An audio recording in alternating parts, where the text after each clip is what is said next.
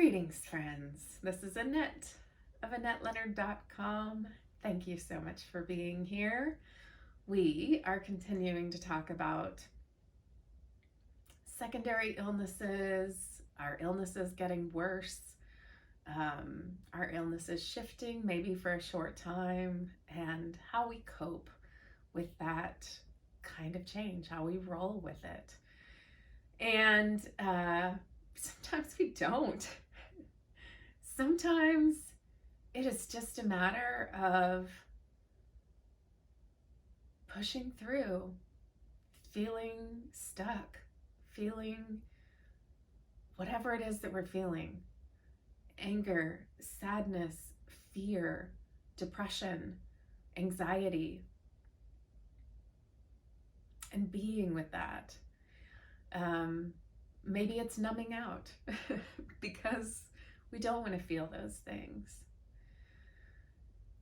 And I will say that for me, it's not possible to live my life in crisis mode. That somewhere between 3 and 5 days is about as long as I can maintain that kind of like freak out that comes with the initial change. And then, the dogs have to be fed and the mail has to be gone through, and some amount of daily routine interruptions, even at my low level of capacity, have to be gotten back to. And for those of you raising families and still doing jobs, all the more so. And hard to keep that up, hard to keep from resenting that on top of what's also happening. But acknowledging that it's okay to have a pity party. It's okay to stay in bed for a day, to deal with raw, hard news. That it's okay to polish off that Ben & Jerry's or sit in front of a season of Real Housewives or whatever it is, whatever you think of as being a guilty pleasure or a thing you shouldn't do or something that feels destructive, unless it actually is destructive, of somebody's body or property or home.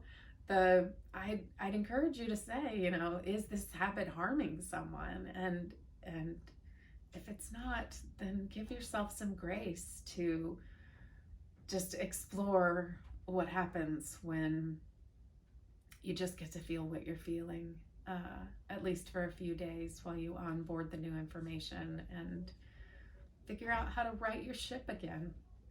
Figure out how you're going to make sense of this new way of being, whether it's temporary or permanent.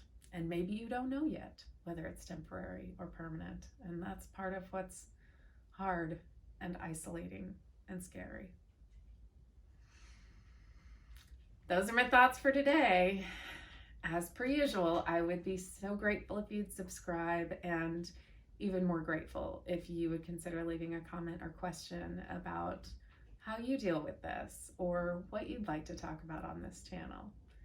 And I am very grateful for you, for your time and attention, and for us being in this together. Until we're together again, thanks so much, and be well.